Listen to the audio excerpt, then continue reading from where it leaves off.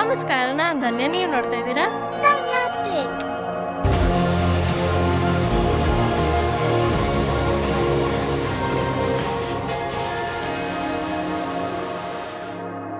ನಾವಿಂದು ಕೇರಳ ರಾಜ್ಯದ ಕೊಲ್ಲಂ ಜಿಲ್ಲೆಯ ಚಡಾಯಮಂಗಳಂನಲ್ಲಿರುವ ಜಟಾಯು ನೇಚರ್ ಪಾರ್ಕ್ ಅಥವಾ ಜಟಾಯು ರಾಕ್ ಎಂದು ಕರೆಯಲ್ಪಡುವ ಜಟಾಯು ಅರ್ತ್ ಸೆಂಟರ್ನಲ್ಲಿದ್ದೇವೆ.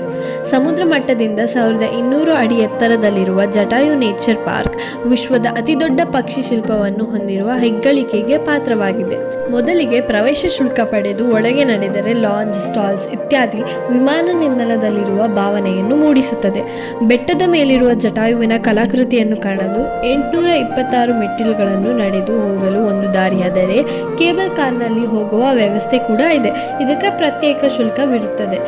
ಸೀತಾದೇವಿಯ ಗೌರವವನ್ನು ರಕ್ಷಿಸಲು ಜಟಾಯು ತನ್ನ ಪ್ರಾಣವನ್ನು ತ್ಯಾಗ ಮಾಡಿದ ಪವಿತ್ರ ಸ್ಥಳವಿದು. ಸೀತಾದೇವಿಯ ಅಪಹರಣವನ್ನು ತಡೆಯಲು ವೃದ್ಧ ಪಕ್ಷಿಯಾಗಿದ್ದ ಜಟಾಯು ರಾವಣನ ವಿರುದ್ಧ ಶಕ್ತಿ, ಧೈರ್ಯ ಮತ್ತು ಶೌರ್ಯದಿಂದ ಹೋರಾಡಿದ ಜಾಗದಲ್ಲಿದ್ದೇವೆ. ಅದು ನಿಜಕ್ಕೂ ಒಬ್ಬ ಯೋಧನ ನಿಸ್ವಾರ್ಥ ಹೋರಾಟವಾಗಿತ್ತು. ಶ್ರೀರಾಮನನ್ನು ಒಮ್ಮೆ ನೋಡಿ ಆ ನಂತರ ರಾವಣನನ್ನು, ಸೀತೆಯನ್ನು ಅಪಹರಿಸಿದ ಬಗ್ಗೆ ವಿವರಿಸಿ ಕೊನೆಯುಸಿರೆಳೆಯುವುದು ಅವನ ಕೊನೆಯ ಆಸೆಯಾಗಿತ್ತು. ರಾವಣನೊಂದಿಗಿನ ಹೋರಾಟದ ನಂತರ ಜಟಾಯು ಸುಸ್ತಾಗಿದ್ದ.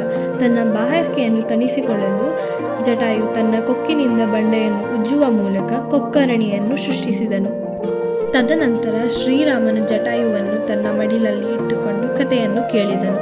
ಜಟಾಯುವು ತನ್ನ ದೇಹವನ್ನು ಬಿಡುವ ಸಮಯ ಬಂದಾಗ ರಾಮನು ತನ್ನ ತಂದೆ ದಶರಥನಿಗೆ ಮಾಡಿದಂತೆಯೇ ಜಟಾಯುವಿನ ಅಂತ್ಯಕ್ರಿಯೆಯನ್ನು ಮಾಡಿದನು. ರಾಮನು ಬಂಡೆಯ ಮೇಲೆ ಒಂದು ಕಾಲಿನ ಮೇಲೆ ನಿಂತು ಅವನಿಗೆ ಮೋಕ್ಷವನ್ನು ನೀಡಿದನು. ಅಲ್ಲಿ ರಾಮನ ಹೆಜ್ಜೆ ಗುರುತು ಹೊರಹೊಮ್ಮಿರುವುದು ಇಂದಿಗೂ ಅಸ್ತಿತ್ವದಲ್ಲಿದೆ.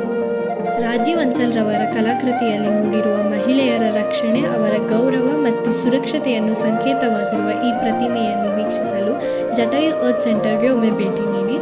ನನ್ನ ವ್ಲಾಗ್ ನಿಮಗೆ ಇಷ್ಟವಾದಲ್ಲಿ ಲೈಕ್, ಶೇರ್ ಹಾಗೂ ಸಬ್ಸ್ಕ್ರೈಬ್ ಮಾಡಿ ಹಾಗೂ ನಿಮ್ಮ ಅಮೂಲ್ಯವಾದ ಅನಿಸಿಕೆಗಳನ್ನು ಕಾಮೆಂಟ್ಸ್ ಮೂಲಕ ತಿಳಿಸಿ. ಧನ್ಯವಾದಗಳು.